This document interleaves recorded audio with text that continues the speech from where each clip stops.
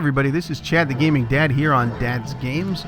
And you know, with all the excitement around the new Star Wars movie, all the games, the toys, everything is Star Wars all over the place. I thought I'd talk a little bit about one of my all-time favorite things, the 1992 Data East Star Wars pinball table. Like many kids back in the 80s, my life was all about Star Wars. You know, it's kind of funny when you think about it, because we could only see the movies in the theater. VHS and things like that were still pretty new, and not everybody had one. There were no TV channels that showed Star Wars. It was all about the marketing and the toys that made Star Wars the huge deal that it was.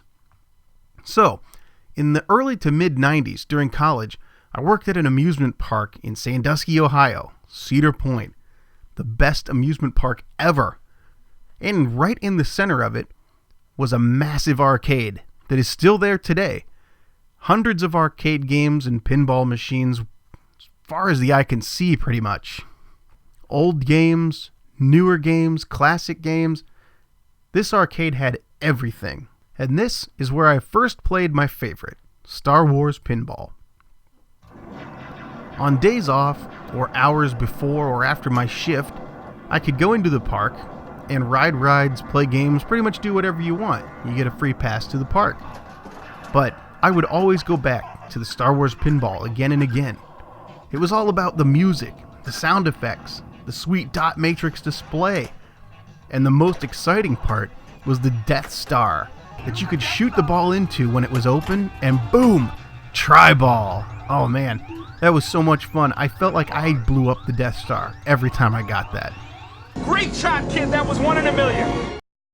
Now, first off, I want to say I'm no connoisseur of pinball machines, and I have read some of the negative reviews regarding this particular table, but for me personally, there are none better. So, after college, like many kids after college, I wound up back at home, and you know, I was out one night. I went to a local movie theater, and what did I spy with my little eye? None other than the Data East Star Wars pinball table. Oh my gosh, I hadn't seen one for a couple of years, and I couldn't wait to play it. It immediately grabbed me again. I looked close, and the name of the company that supplied games and pinball machines to the theater was right on there, and they were local. So I checked out the phone number, and I gave them a call and asked them about the table. They actually owned a few of them. But the best part was that they had a couple in the warehouse that were not currently loaned out or assigned to any location, and they were actually looking to sell them. So, it took a good bit of persuasion, and yes, including some begging, but I convinced my dad to come with me to look at the ones that were for sale. We went down and checked out these pinball machine tables, and the place was great. They had a few tables, and there was one in particular that was in really good condition and worked very well. So, absolutely with a little bit more begging, and talking to the guys there at the warehouse with the pinball machines, we were able to strike up a deal and got it for about $1,000. That's a really good deal since the exterior was still pretty clean and the table worked well. Wasn't going to need much repair at all. And heck, they even gave us a whole bag of lamps, replacement rubber bands, and some other components in case we would need them. And luckily, I like working on electronics and would actually be able to install these parts if we needed to. So we get it home. Oh man, now I could spend hours playing this pinball machine. No quarters. Good old free play.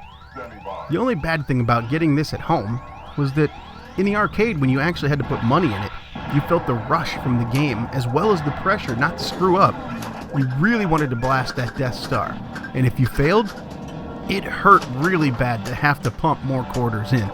So now at home, you got free play. You can play it as much as you want, which is awesome. However, it does lose a little bit of that pressure. But hey, I'll take it. So our Star Wars pinball table found a good home in my dad's basement. Now, I no longer live there, and honestly, I don't have the room here at my house.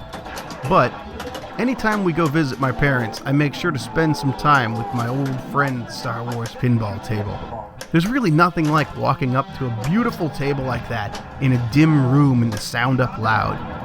You know, this table has never even really been remade into Pinball FX or Pinball Arcade or any of those things that you can play on your PlayStation or whatever. Really, the only way to play this, other than live and in person, is through a pinball emulator on your computer. And those are pretty cool, but, you know, it's not like the real thing. So now, the best feeling for me as Chad the Gaming Dad is to see my daughter and my son playing my old Star Wars pinball machine and having fun just like I did when I was a kid with my Star Wars toys and during my summers in college when I was working at Cedar Point.